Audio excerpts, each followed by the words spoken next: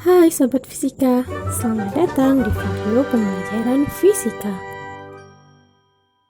Kalian tahu nggak sih, dalam kehidupan sehari-hari, kita tidak bisa lepas sama yang namanya fisika. Aplikasi dari ilmu fisika itu ada di mana-mana. Bahkan sesimpel kamu membuka pintu aja, kamu butuh yang namanya fisika. Pintu itu benda yang diam kan? Agar pintunya terbuka, tentunya harus digerakkan. Berarti kita harus melakukan sesuatu agar pintunya kebuka. Ya, sebenarnya tinggal diputar aja gagang pintunya, terus dorong. Terus pintunya kebuka deh. Bener sih. Tapi, kenapa gagang pintunya dipasang di ujung pintu? Nah, untuk mengetahui lebih lanjut jawabannya, pantengin terus video ini.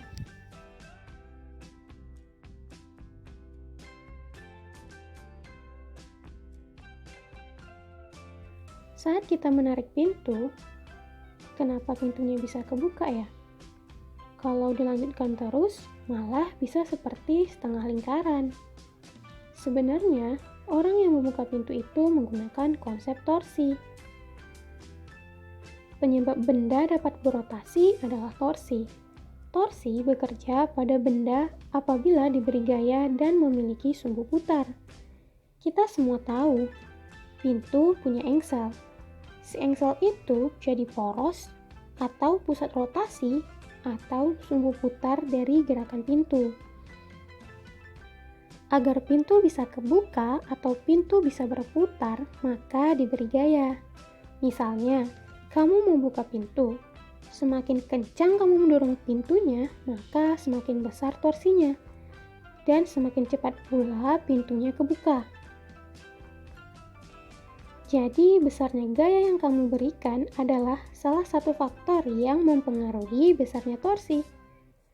Faktor lain yang berpengaruh adalah jarak tegak lurus dari sumbu rotasi ke garis kerja gaya, atau kita sebut lengan gaya.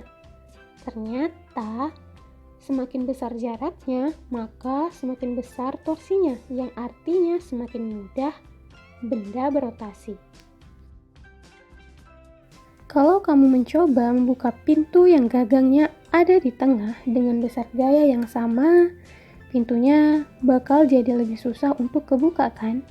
Sehingga kamu butuh lebih besar gaya supaya pintunya kebuka lebih lebar. Jadi, itulah alasan kenapa gagang pintu selalu dipasang di ujung pintu. Biar kamu nggak perlu lagi kerja keras buat membuka pintunya. Cobain deh, dorong pintu di ujung pintu sama di dekat porosnya. Kira-kira mana yang kerasa lebih berat? Nah, faktor terakhir yang mempengaruhi besarnya torsi adalah sudut antara gaya yang diberikan dengan lengan torsinya. Kalau kamu dorong pintunya sejajar dengan pintu, jelas pintunya nggak bakalan bergerak. Nah, gaya yang bisa bikin pintunya itu bergerak adalah gaya yang arahnya tegak lurus terhadap lengan torsi. Secara matematis, torsi atau yang dilambangkan dengan tau sama dengan panjang lengan momen dikalikan gaya tegak lurus atau F. Lalu bagaimana jika gaya yang diberikan itu membentuk sudut? Misalnya, ini pintu tampak ke atas, di sebelah kiri ada porosnya. Lalu diberikan gaya F ke sebelah sana. Maka di sini ada terbentuk sudut yang dibentuk oleh si gaya tarikan F dan pintu. Dan jarak dari poros ke tarikan itu L. Pertama, kita harus membuat garis perpanjangan F. Garis ini dinamakan sebagai garis kerja gaya. Selanjutnya, kita buat garis R. Garis R kita tarik dari poros, dan garis ini harus tegak lurus dengan garis kerja gaya F. Kira-kira di mana letak garis R yang tegak lurus terhadap garis kerja F? Apakah di sini, atau di sini? Kira-kira letak garis R-nya di sini. sampai benar-benar tegak lurus terhadap garis kerja gaya. Garis ini disebut dengan lengan gaya vektor R. Karena sudah dapat sudut siku-sikunya, maka kita langsung tahu sudut theta diapit oleh dua garis, yaitu garis miring L kemudian garis samping, sementara garis R dinamai dengan garis depan. Maka R sama dengan L sin theta. Kita masukkan lagi ke rumus awal, sehingga tau sama dengan lengan gaya sin theta dikalikan dengan gaya, dan menjadi tau sama dengan gaya dikali lengan gaya sin theta. Tadi kita udah mempelajari tentang nilai torsi. Sekarang kita akan mempelajari tentang arah torsi. Sebelumnya, arah rotasi itu berbeda dengan arah torsi. Arah rotasi itu yang searah atau berlawanan arah jarum jam. Kalau benda ini diberi gaya ke bawah sini, benda ini akan berputar searah arah putaran jarum jam atau bertanda negatif.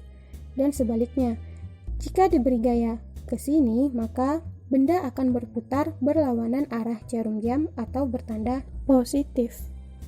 Kalau arah torsi, kita dapat menggunakan aturan putaran tangan kanan. 4 jari sebagai arah rotasi, dan jempol sebagai arah torsi. Contohnya begini. Jempolnya mendekati pembaca, yang disimbolkan dengan X, dengan arah rotasi berlawanan jarum jam, atau bertanda positif. Misalnya pada kasus berikut ini, kamu ingin melepas sebuah baut dengan kunci pas seperti pada gambar. Jika tanganmu tepat di ujung kunci pas dan diperlukan gaya 10 Newton, maka kira-kira berapa momen gaya yang dibutuhkan?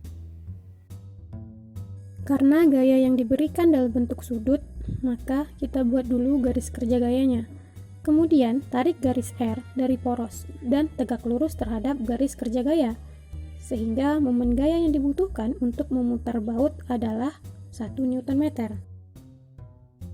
Itu tadi penjelasan mengenai materi torsi, di mana penyebab benda dapat berotasi itu adalah torsi. Namun, torsi dapat bekerja apabila diberi gaya dan terdapat engsel sebagai porosnya. Pada video, kita udah membahas bagaimana pintu dapat terbuka jika diberikan gaya dengan berbagai arah. Untuk menambah pemahaman kamu, coba kamu buat kelompok belajar. Kemudian, coba kamu pergi ke taman bermain yang ada jungkat-jungkitnya. Dan suruh 2 orang temanmu yang sudah diketahui masanya untuk duduk di jungkat-jungkit tersebut dengan jarak masing-masing dari titik tumpunya 1 meter dan 0,5 meter. Kemudian hitunglah torsi masing-masing temanmu, torsi total, dan kemana arah putaran jungkat-jungkitnya. Terima kasih sudah mengikuti video ini dengan baik. Sampai jumpa di video berikutnya.